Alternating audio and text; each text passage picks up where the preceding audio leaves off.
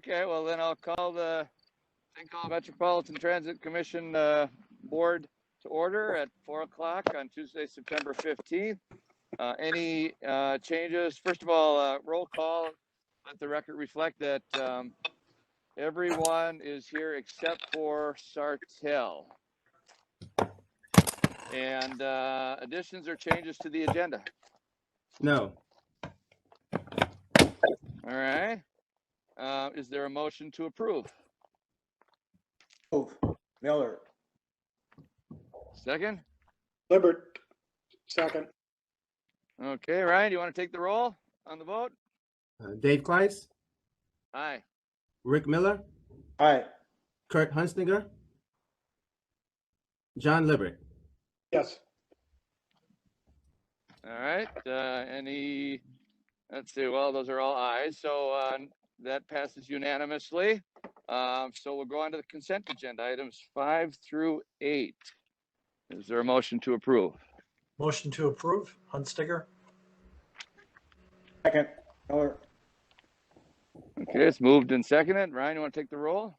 Dave Kleiss, Aye. Rick Miller, Aye. Kurt Hunstinger, Aye. John Libbert. Okay, that is approved unanimously. Open forum. Is there anyone on the internet here that is wishing to speak at the open forum, or do you know of anyone, Ryan, that's set? Kellen, do we have anyone? I don't know of anyone at this time. Kellen, do you have anybody in queue? Nope, not that I'm aware of. Okay. Okay. Dave. General business. We have a recognition. I don't know how we're going to get to, we got a recognition for Sue here, but how are we going to get a photo? It'll be a little challenging, but I'll turn it over. Who's taking this, Dave? Yep, I'll take that. So good afternoon, commissioners. I have the honor of introducing Sue. Are you on the line? Yep, I'm here. Perfect. Well, thank you for being present today. So I have the honor to say a few words today about Sue and then turn it over to the commission if you would be willing to say a couple words to Sue. So Sue's been with Metrobus for 30 years, and I spoke with a significant amount of her employee or her coworkers prior to the meeting today. And so some of the words that I said, just give me a little tidbit, give me some thoughts about Sue and some words that would describe Sue over the 30 years that she's been here or the time that you've worked with her. And so some of those words were loyal, dependable, knowledgeable, helpful, hardworking, a friend, calm, and honest. And so just in my experience and my time working with Sue here, she's a very dependable employee, very easygoing. I can't remember the last time that I've ever heard her get worked up about anything, and so we can call her. We try not to call her all hours of the night, but she's more than willing to help out with shifts and pick up extra work. And so I appreciate Sue and her hard work and her attitude towards things and the way that she always is able to see both sides of the coin. So congratulations on 30 years of service to Metrobus, and I'll turn it over to the board to add any other comments. Well, I appreciate, and again, congratulations, Sue, and thank you. You know, it's rare that anyone spends that much time and support and dedication to a job, and 30 years is clearly. Although at Metrobus, we seem to have a lot of folks that have spent a lot of time, which is great. It's a testament to the organization, but clearly, thanks for your service, and turn it over if other board members would like to add in the congratulations to 30 years of service. Just congratulations, Sue. At 30 years, like you say, not too many people stick around that long anymore. Congratulations, Sue. This is Council Board Member Hunstinger. Congratulations. Again, I'll echo what Rick just said. We don't see a lot of long-term employees anymore. A lot of job hopping goes on nowadays. So congratulations. Congratulations, Sue. Hope everything's going well and you keep on going. Well, again, appreciate that. And you know, we'll when we have the opportunity to be in person again, well, we can actually we normally would take a photo, but we'll do this virtual applause here. There you go. And Ryan will take you out to lunch there. Okay, thank you. There you go. Oh, thanks a lot. Appreciate it. Thank you. We'll move on now to let's see. We have item number 10, consideration of the final 2021-2023 DBE program. Who's Good taking that? afternoon. That'll be me, Paula. Good Oh, afternoon. okay. I didn't see that you were on here. I don't have that list. Oh, All right. I'm here. Yeah, I'm on my phone, so I have very limited what's in front of me. Got you. Yeah, my last one. Anyway, good afternoon, commissioners. We have kind of a full agenda today, but the first things on the list are the DBE program and DBE goal. We brought this forward a couple months ago for the proposed program and proposed goal. We had a comment period for 30 days open to the public. We didn't get any feedback from anybody, so no changes were made from the proposed now to the final, but just need to submit that to the FTA to make sure that we're compliant with our rules and regulations so we can continue to get funding. Okay. Is there a motion? Motion to approve, Libbert. Hunstiger, second. Motion to approve and second. Is there any discussion? Seeing none, Brian, you want to take the roll? Dave Kleiss? Aye. Rick Miller? Aye. Kurt Hunstinger? Aye. John Libbert? Aye. Passes unanimously. We then move to item number 11, consideration of the final 2021-2023 the goal.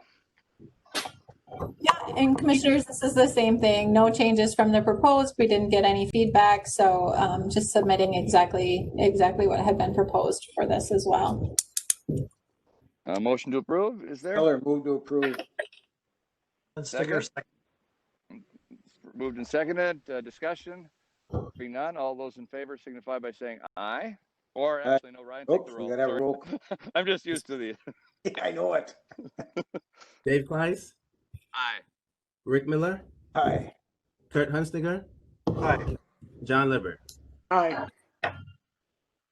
That passes unanimously. Next item, number 12, consideration of 2021 final operating budget and 5-year CIP. Paula? Good afternoon again, commissioners.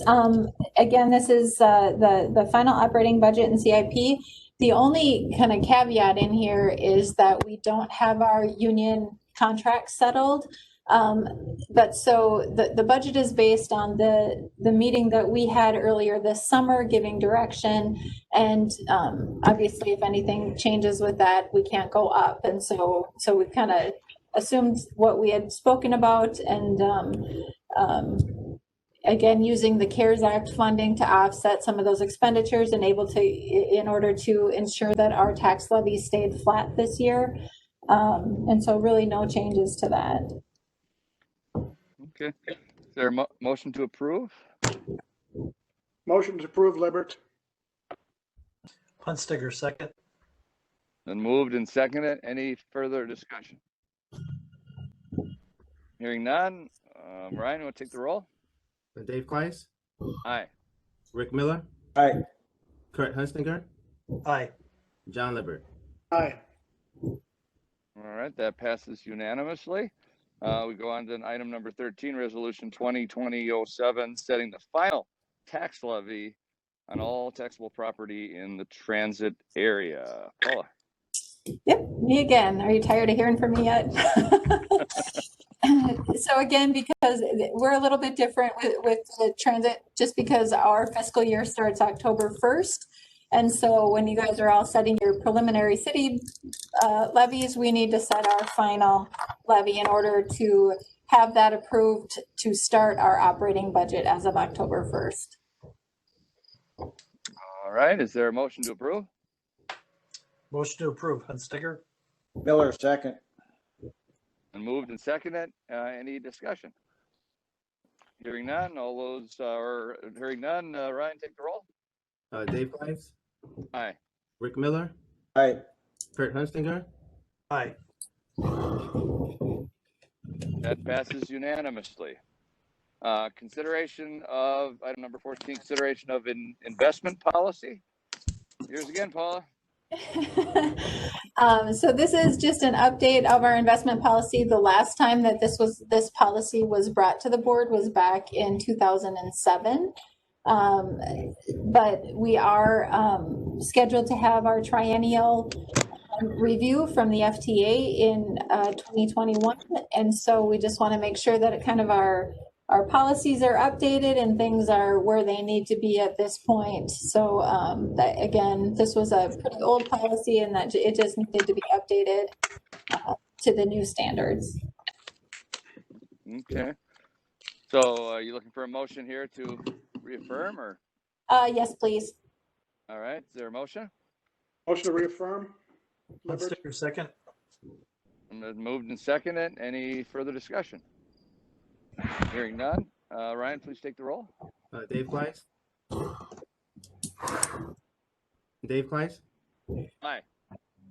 Rick Miller, Aye. Kurt Hunstinger, Aye. John Lippert. Aye. That passes unanimously. Item number 15, consideration of award of fleet liability, general liability, property, and miscellaneous insurance coverage for 2021, 2025. Yeah, good afternoon, Commissioners. This is Gary Cornick. Yeah, this service has been on our radar for some time. We've been operating on an annual renewal, a year-by-year renewal with Mahold Insurance Agency to provide these insurance services for Metrobus. And, referencing in our agenda memorandum that we've been, or Mahold's been a business partner of ours providing this service since 1984. And that certainly doesn't reflect any procrastination on Metrobus's part. It's more of a reflection on the quality service and the type of business partner that Mahold's been with Metrobus or been for Metrobus all these years. We've changed our policy and procurement policies to reflect a 5-year contract agreement with all of our expense contracts and those type of services or vendors. And we just wanted to bring this service in line with that. So I believe Mahold has epitomized what Metrobus looks for in a business partner, and I'm asking that you please approve a 5-year contract with Mahold Insurance to continue to provide these services. Okay, no, I'd agree with that. Good service. We have also City of St. Cloud. So is there, first of all, a motion to approve?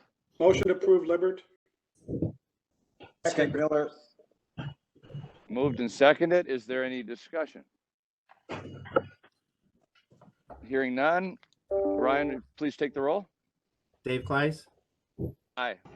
Rick Miller, Kurt Hunstinger, Aye. John Lippert. Aye. That passes unanimously. We then move on to the item number 16, consideration of Metrobus procurement policy. Gary? That's still Gary. As Paula referenced a little bit ago, we were scheduled to have a federal triennial audit for this year. That was postponed to 2021 due to COVID-19. But one of the recommendations that was made by FTA Region 5 was that we review our policies and procedures prior to that audit next year.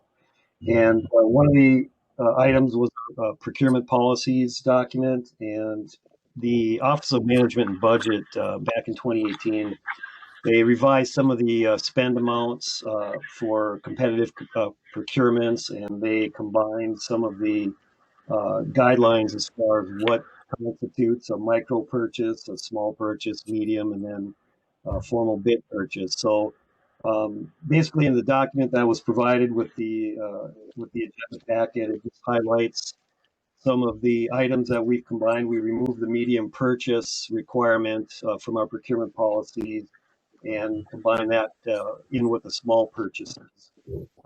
As a result of that, it's going to require some additional documentation for a small purchase. And on the last page, I had highlighted what those additional certifications or documents will be. So I'm just asking that you please approve those changes for this year for our procurement policies. Is there a motion to do so? Motion to approve, Libbert. Hunstiger, second. Moved and seconded. Is there any further discussion? Hearing none. Ryan, would you please take the roll? Dave Kleiss, Aye. Rick Miller, Aye. John Libbert, Kurt Hunsinger. Aye. That passes unanimously. Item number 17, the consideration of drug and alcohol policy. Sunny? Good afternoon, commissioners. This is Sunny. The proposed policy revisions in the packet are brought to you based on guidance and recommendations that we received while we attended a substance abuse and management and program compliance training sponsored by the FTA. So all of the changes outlined within the policy are reflective of those recommendations that we received during that training. Okay, is there a motion to, first of all, is there a motion to approve? Keller. Is there a second? Second, Libbert. Moved and seconded. Any further discussion? Hearing none. Ryan, can you take the roll, please? Dave Kleiss, Aye. Rick Miller, Aye. Kurt Hunsinger. Aye. That passes unanimously. Moving on to item number 18, consideration of fare and service change. Michael? Good afternoon, commissioners. As introduced, I'm Michael Kudrowski, the new planning manager here at Metrobus. As presented in the agenda packet, I'd like to introduce an update to the Metrobus fare and service policy. Purpose of this policy is changes is to update the guidelines for fare and service changes and outline the responsibilities of us here at Metrobus. So major service changes require a public meeting and public comment period. So this policy ensures that Metrobus has an adequate process in place before implementing changes to fares or services. And then all changes and fares require approval through the commission. So just asking for approval of the update to the policy that was attached in the agenda. Okay. Is it, and then that's also, we have the ability to do whatever we want when the fare, when it comes to the Sartell Connect service. Just kidding. Since Sartell's not here, I was. Great idea. Okay, well, that's good. We'll just, no, we, the policy, this is basically policy, not the actual fare changes. So first of all, is there a motion to approve? Motion to approve, Hunstiger. Keller, second. Been moved and seconded. Any further discussion? Hearing none. Ryan, could you please take the roll? Dave Kleiss, Aye. Rick Miller, Aye. Aye. Kurt Hunsinger. Aye. That motion is approved, passes unanimously. We move then on to number 19, consideration of transit asset management plan. Dave. Good afternoon again, commissioners. Before you is an update to the Metrobus Transit Asset Management Plan. This was brought before you in January of this year. We just made a minor change due to changes with the guidelines where we updated the amount from 5,000 to 50,000. This plan is required. It's a requirement of the FTA that this plan is looked at and assessed on a yearly basis. This year we looked at it and there were some changes that needed to be made due to our update of our internal software to the Avail software. We also changed the grading system for all of our buses to utilize the Minn grading system so that we didn't have to, we already do that. We already do that report. We already plug in all of our, how old our buses are, the maintenance costs, all of those things. And so it really didn't make sense to have two systems that we were trying to work on. And then there were just some minor changes to formatting. So I'm bringing that update before you and asking for approval. Okay, is there a motion? Approve? Keller, move to approve. Hunstiger, second. Been moved and seconded. Any further discussion? Hearing none. Ryan, take the roll, please. Dave Kleiss, Aye. Rick Miller, Aye. John Lippert, Aye. Kurt Hunstinger. Aye.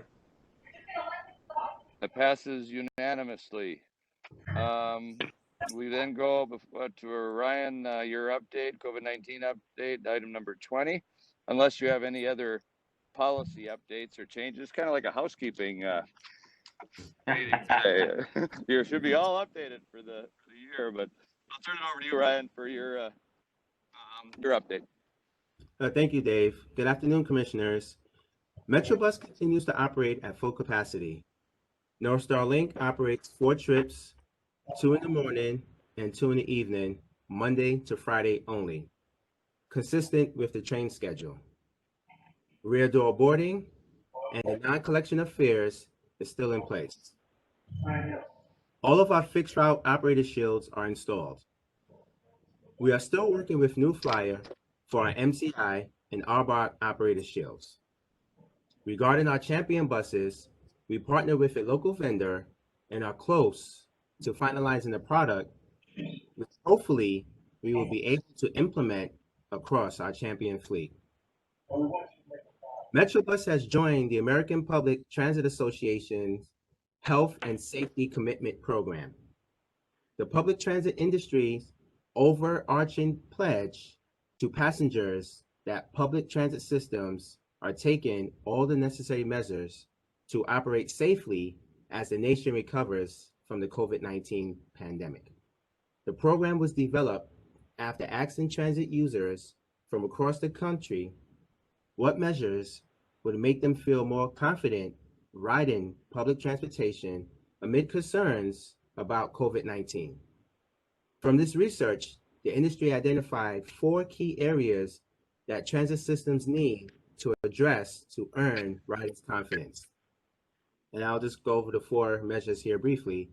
Following public health guidelines from official sources such as CDC, cleaning and disinfecting transit vehicles frequently and requiring face coverings and other protections.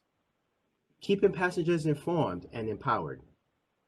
Putting health first by requiring riders and employees to avoid public transit if they have been exposed to COVID-19 or feel ill.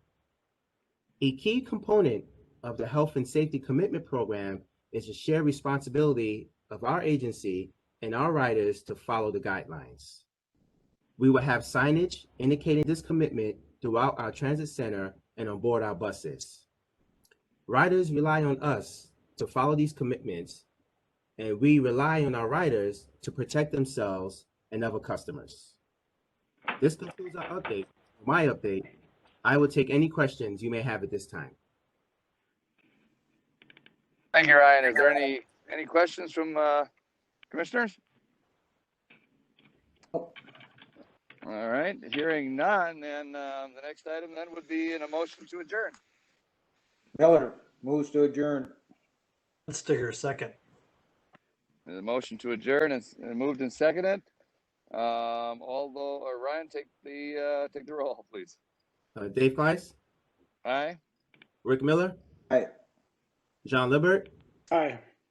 Kurt Hunstinger. Aye.